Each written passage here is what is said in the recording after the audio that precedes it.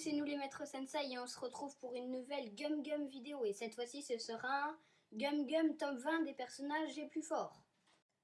Et si cette vidéo vous a plu, n'hésitez pas à lâcher un max de Gum Gum pouce bleu et de Gum Gum je m'abonne. Et du coup, en 20e position, nous retrouvons Luffy au chapeau de paille avec le fruit du Gomu Gomu no Mi, capitaine de l'équipage des Mugiwara. Et donc, en 20e position, nous avons mis Luffy, parce que nous trouvons quand même qu'il est surexploité, quand même, parce qu'il a une énorme gamme de capacités, mais il manque d'entraînement, même si quand même il s'est bien entraîné avec Ace et Sabo. Et donc, le fruit du caoutchouc, l'une de ses principales atouts, c'est qu'il peut résister aux armes à feu, mais il ne peut pas résister aux lames. Ah, et aussi, on vient d'apprendre quelque chose sur Luffy. Il sait faire des dabs. Et nous avons aussi mis Zoro avec lui, car nous pensons qu'ils sont... Mais what? Pas ce Zoro, l'autre Zoro, car nous pensons qu'ils sont aussi forts l'un que l'autre. Et donc, ce sont forcément les deux plus puissants du Monster Trio. Désolé Sanji. Mais bon. Et donc, après, vous pouvez peut-être venir nous dire, mais oui, mais Zoro a des lames, donc il est forcément plus puissant. Mais là, je vais vous répondre, mais non, parce que si Zoro se prend une Gerfo, il y a de grandes chances qu'il soit KO. Bon, après, c'est vrai qu'il est très résistant, peut-être qu'il ne sera pas KO. Mais si combat il y avait, je pense que les deux seraient à égalité. Du coup, en 19e position, nous retrouvons le Lucky Luke de l'équipage de Shanks le Roux, prénommé Lucky Roux. Du coup, nous l'avons mis à cette position parce que, en comptant Shanks, c'est le 3e homme le plus fort de l'équipage et sans compter Shanks, c'est le 2e plus fort. Et donc aussi, nous pensons peut-être même le sous-estimer en le mettant à cette position, car nous savons quand même qu'il est très puissant, mais quand même très peu de choses sur lui, mais quand même qu'il est très puissant. Et donc en 18e position, nous retrouvons Shiryu, l'ancien gardien de la prison d'Impel Down. Nous l'avons mis à cette position car il s'est fait virer de la prison d'Impel Down parce qu'il était trop puissant et emprisonné à l'étage 6 d'Impel Down, l'étage où le plus dangereux criminel du monde sont enfermés. Il s'est fait virer de la prison d'Impel Down parce que nous pensons qu'il s'amusait beaucoup à détruire ces petites poupées nommées les prisonniers d'Impel Down. Et surtout, après, il a été recruté par Barbe Noire dans son équipage. Et donc, en 17e position, nous retrouvons Kuma dit le tyran avec ses oreilles d'ours et ses coussinets de chat, ce qui nous fait un magnifique croisé. Et donc, avec son fruit des coussinets ou Niku Nikonomi, il peut tout expulser, la fatigue, la paresse ou même détourner les rayons de lumière de Kizaru, mais pas seulement la fatigue et la paresse, la douleur et la maladie. Aussi, il s'est tapé tous les Mugiwara et les a dispersés tous dans le monde. Il faisait partie des meilleurs de l'armée des révolutionnaires. Et en plus de ça, il s'est livré à la marine pour faire des expériences et ils ont créé les PX. Et surtout, il a le pouvoir de se téléporter. Et donc, en 16e position, nous retrouvons Ben Beckman, ce beau gosse. Et donc, Ben Beckman, c'est aussi le second de Shanks, donc son vice-capitaine. Et quand on est le vice-capitaine d'un Yonkou comme Shanks, c'est qu'on est très très puissant. Et donc, prenez exemple à Marineford. Il a pointé son arme vers Kizaru, et Kizaru, il a levé les mains. Bon, après, c'est vrai que Kizaru, il se fichait sûrement de lui, mais peut-être qu'il ne s'en fichait pas, et qu'il a vraiment eu peur. Et Ben Beckman, c'est aussi, du coup, si l'on ne compte pas Shanks, l'homme le plus puissant de son équipage. Et Ben Beckman, c'est surtout l'un des personnages les plus intelligents de One Piece selon Oda. Donc là, vous pouvez pas nous dire que ce n'est pas vrai, parce que Oda, c'est l'auteur du manga. Et donc, être l'un des personnages les plus intelligents, c'est aussi très très utile en combat groupé, mais aussi en combat solo. Et en 15e position, nous retrouvons Sabo. Alors déjà, Sabo, c'est l'un des 3 frères de Luffy, et il a le Firofruit, le fruit du feu, de type Logia, et ensuite, c'est aussi le second de l'armée des révolutionnaires. Et donc en 14e position, nous retrouvons Mihawk Œil de Faucon. Lui, Mihawk Œil de Faucon, c'est un monstre de puissance, surtout que c'est le meilleur épéiste du monde, devant Zoro, Shiryu et compagnie. Et Mihawk, prenez exemple à Marineford, il a fait un seul pas, un seul petit ridicule pas, et tout le monde s'est retourné. Il a lancé une attaque sur Barbe Blanche. Bon, après, là, c'est vrai, Joss l'a arrêté, mais il a quand même beaucoup galéré. Donc à Mihawk va être Jaws, moi je lui donne très facilement Mihawk vainqueur. Et donc Mihawk c'est aussi celui qui a l'arc baratier, donc longtemps avant l'arc Marineford. C'est aussi celui qui a ridiculisé Zoro devant tout le monde avec un tout petit couteau, et c'est aussi l'ancien rival de Shanks le Roux. Cet homme hyper fort, c'est un Yonkou Shanks le Roux. Mihawk n'est même pas Yonkou, mais il rivalise. Et Mihawk, c'est aussi l'un des plus puissants Shichibukai. Et du coup, en 13e position, nous avons mis les 4 amiraux. Alors, ils sont à la même position parce qu'ils ont tous les 4 la même puissance, d'après nous. Alors, on va vous... déjà, il y a Aokiji, Kizaru, Akainu et Fujitora. Alors déjà, Aokiji, il a... le fruit de la glace, qui est un fruit quand même extrêmement puissant. On a vu ça lors de son duel contre Akainu, qui a quand même duré 10 jours. Alors après, vous pouvez nous dire, oui, mais c'est normal que Akainu a gagné parce qu'il a le fruit de la lave. Oui, mais le duel a quand même duré 10 jours. Et donc, c'est pour ça que nous disons que Akainu égale Aokiji et ainsi de suite. Et Aokiji aussi, c'est celui qui, dans l'arc Aokiji, a ridiculisé Luffy. C'est aussi celui qui a tout gelé. Par exemple, qui a gelé Don Quijote de Flamengo, et aussi qui a gelé la mer à Marineford.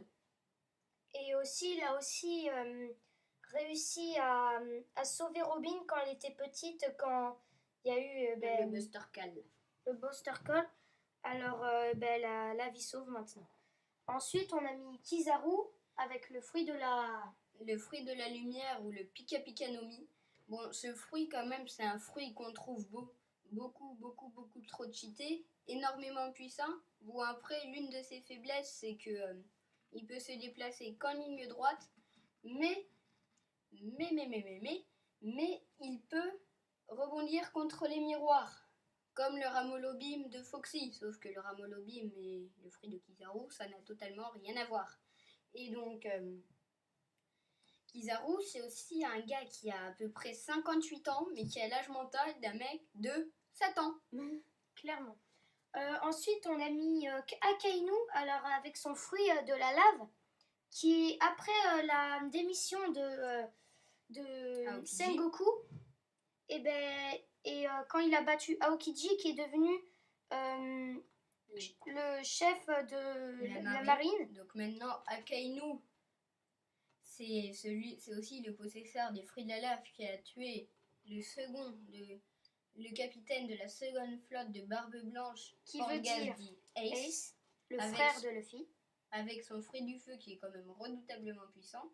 Mais aussi, nous avons oublié un truc sur Kizaru, c'est qu'il peut se déplacer à la vitesse de la lumière. Et surtout, Akainu, il a les jambes toutes petites comme une baguette de pain, clairement. Et surtout, après, il y a Fujitora.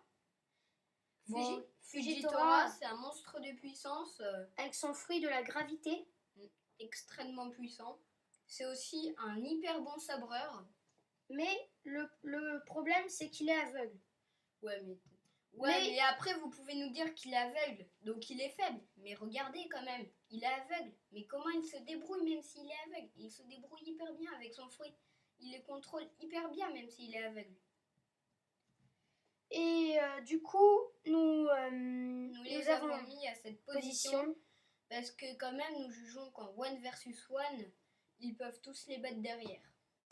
Et donc, en 12e position, nous retrouvons Marco le Phénix avec le Tori-Tori-no-Mi modèle Phénix, parce que sinon, ce serait pas Marco le Phénix, peut-être Marco l'éléphant, ou quelque chose dans le genre. Et donc, Marco le Phénix, c'est le capitaine de la première flotte de Barbe Blanche, l'homme le plus fort du monde. Et Marco le Phénix, nous pensons qu'en one versus one, il peut se faire les 4 amiraux, un par un. Donc Akainu facilement, Aokiji l'a fait valser, Kizaru aussi, et surtout Akainu, il a résisté à son point de lave. Et donc Marco le Phénix, il est possesseur du fruit du Phénix. Donc pour nous, le pouvoir de son fruit lui accorde une immortalité. parce que le phénix renaît toujours de ses cendres. Regardez Harry Potter. Et donc, aussi, il est insensible aux blessures à cause de ses flammes bleues. Et donc, pour nous, il est hyper puissant, mais à Marineford aussi, il nous a pas montré l'étendue de ses capacités, ça c'est sûr. Parce que sinon, il serait pas du tout capitaine de la première flotte des Barbes Blanches. Et donc, en 11e position, nous retrouvons Magellan. Bon, après, je suis sûre que vous l'attendiez, celui-là. Et donc, Magellan, c'est le nouveau gardien d'Impel Down. Et ce ne sera jamais un sous-directeur, parce que je pense, très franchement, que Shiryu ne peut rien faire contre ce monstre de puissance. Bon, il a le fruit du poison. Nous pensons que Ichoroida a mis son fruit par Amesia, parce que si c'était un Logia, qu'est-ce qu'il serait puissant, franchement? Qu'est-ce qu'il serait puissant? Donc prenez exemple, c'est celui qui a complètement ratatiné Luffy. Et franchement, ceux qui disent que Luffy s'est fait battre que Luffy a battu Magellan, franchement, là ils ont tout faux. Parce que sans Ivankov, Luffy serait mort. Mort de chez mort. Et donc Magellan, c'est aussi celui qui a mis en PLS tout l'équipage de Barbe Noire sans bouger le petit doigt. Et surtout, en fait, Magellan, il a une attaque. Cette attaque, c'est l'hydre du dragon. Et vraiment, quand il a fait, on dirait vraiment que c'est une gélatine à la myrtille. Et donc, en 10e position, nous retrouvons Sengoku et Garp, qui était franchement la meilleure force de frappe de la marine pendant la pire des époques. Bon, après, c'est vrai qu'il y avait Tsuru, mais je pense que Tsuru est inférieur à Sengoku et Garp. Après, c'est pas que je suis sexiste, c'est notre avis. Hein. Et donc, après, Garp, alors on va vous parler de Garp. Garp, quand même, on a vu qu'à Water 7, il nous a montré une de ses forces en lançant des boulets géants de plus d'1 tonne peut-être sur le bateau de Luffy, qui était quand même une force incroyable. Et ce qu'on sait sur lui déjà, c'est que il assistait. C'est le grand-père de Luffy, c'est Monkey Garp, et c'était quasiment l'assistant, le bras droit de Sengoku. Amiral en chef l'amiral en chef de la marine, c'est Sengoku. Et du coup, c'est pour ça qu'on l'a mis avec Sengoku. Et ensuite, alors Sengoku, on va vous parler de lui. Donc Sengoku, le Bouddha, c'est celui qui a le Zoan mythique du Bouddha. Donc il a aussi mis, lui, avec Magellan, en PLS, tout l'équipage de Barbe Noire avec une seule petite onde de choc. Enfin, pas petite, mais pour lui, je pense que c'était pas l'une de ses meilleures attaques. Et donc, Sengoku, c'est l'amiral en chef de la marine. Et donc, surtout qu'il l'était pendant la pire des époques. Donc franchement, s'il y avait un plus fort des deux, pour moi, c'est Sengoku. Mais d'un tout petit peu. Et aussi, Sengoku, il est très intelligent. Il estime qu'il a un super bon fruit.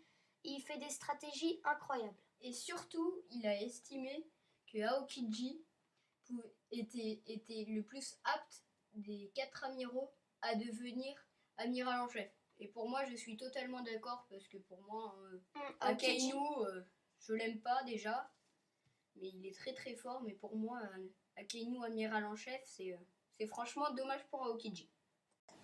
Et donc, en 9e position, nous retrouvons Chiki le lion d'or. Et non, détrompez-vous, Chiki n'a pas le fruit du lion. Au contraire, il a le fruit du flottant. Alors, déjà, le fruit du flottant, il sert à déjà, par exemple, s'il touche quelque chose, il l'évite en l'air. À part pour les êtres humains, sauf son corps qui peut l'éviter en l'air. Déjà, par exemple, il apparaît dans le film One Piece Z. Et en fait, on a vu qu'il touchait des îles. Et elles allaient dans les airs qui pouvaient créer des îles célestes. Et aussi, il ne faut pas oublier que à l'ère du puissant Goldie Roger, seigneur des pirates, eh ben, c'était l'un de ses rivales, avec Barbe Blanche. Tu ne sais pas parler français. Tu ferais bien de prendre des cours de français. Ça, t'as raison.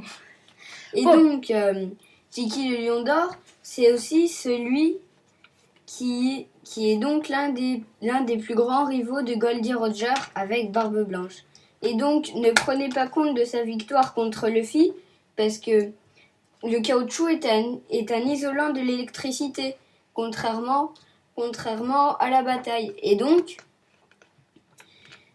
si le caoutchouc n'était pas un isolant de l'électricité, nous reviendrons donc à Skypia, où Luffy se serait fait complètement défoncer. Et du coup, en 8e position, nous retrouvons Big Mom, l'un des Yonkou. Ou Charlotte, l'un. Son nom de friandise, je trouve. Bon, alors, aussi déjà, c'est un monstre de puissance. Et oui, c'est un Yonkou. Et donc, Big Mom, c'est la meuf qui ne passe pas inaperçue. Ta bouche, t'es moche. Ouah, j'en ai marre de me faire clasher. C'est pas grave, c'est pas grave. Yes. Je suis content. On m'a soutenu. Bon, alors, Big Mom, déjà, elle a un fruit du démon. Ce fruit du démon, c'est le fruit, t'as le pouvoir de voler de la vie aux gens. Tu vois, la rivière Luffy. Luffy, salut, je te vole ta vie, t'es mort. Et même que Luffy, il a perdu une dent contre Sanji V-Smoke. Alors, déjà, il y a un site sur One Piece. One Piece Can, Léon. Oui, One Piece Can, il s'appelle. Et tu lis des chapitres en ligne. Tous les jeudis, ils sortent. Alors, en fait, sur ce site-là, alors si vous voulez pas savoir la suite, n'écoutez pas. Oui, et quand même, c'est monstrueux quand même. Luffy a perdu une dent. Énorme, non? Alors, en fait, il y a Sanji qui va se marier avec une fille de Big Mom. Et voilà. Et elle est laide, là, avec ses 3 yeux. Ouais, pudding. Ouais. En plus, son nom de pudding, avec sa face de pudding, wesh. Ouais, bon. Aussi, alors, son fruit du démon à Big Mom, c'est qu'elle peut voler la vie aux gens. Elle a un autre pouvoir, mais on ne sait pas comment elle a obtenu. En fait, de sa main droite sort la foudre de Zeus. Et de sa main gauche, le feu de Prométhée, qui n'est pas celui de Ace ou de Sabot, de Prométhée, le grand Prométhée de la mythologie grecque. Hein, vos cours? Hein, vous en faites quoi, vous, de vos cours? Bon, et aussi, Big Mom, c'est l'un des Yonkou. Faut pas oublier Yonkou. Tu y retrouves Shanks, Kaido, Barbe Noire. C'est porc. Ouais. Et Big Mom. T'inquiète pas, Barbe Noire. Hein. C'est pas qu'on est méchant avec toi, c'est juste que t'es un porc. Et donc, revenons sur notre sujet. Big Mom. Big Mom, on la met en 8e position parce que c'est un Yonkou. Enfin, pas parce que c'est un Yonkou, mais parce que elle est énormément puissante. Elle a de très bons alliés. Bon, Crackers, maintenant, c'est un petit peu démodé. Hein. Et, mais quand même, Luffy a quand même galéré à le battre. Et donc, Big Mom, elle a... Oui, c'est la meuf qui ne passe pas inaperçue parce que elle est énorme. Ta bouche, t'es moche. C'est pas grave, c'est pas grave. J'ai du soutien, vous vous rendez compte? On nous soutient. Ouais. Mais en fait, je suis content parce que tu fais clasher. Méchant. Voilà. Yes. Et du coup, en 7e position, nous retrouvons Kong, l'amiral en chef de la marine dans la pire des époques. Et oui, pendant la pire des époques, Kong était amiral en chef de la marine. Arrête de me clasher, toi, tout de suite. Et donc, reprenons, parce que lui, il fait que de me clasher, j'en ai marre. Mais tais-toi. Et donc, Kong, ancien amiral en chef de la marine, maintenant plus qu'amiral en chef de la marine, eh bien, il est largement supérieur à Sengoku le Bouddha, à Garp, à toute la marine.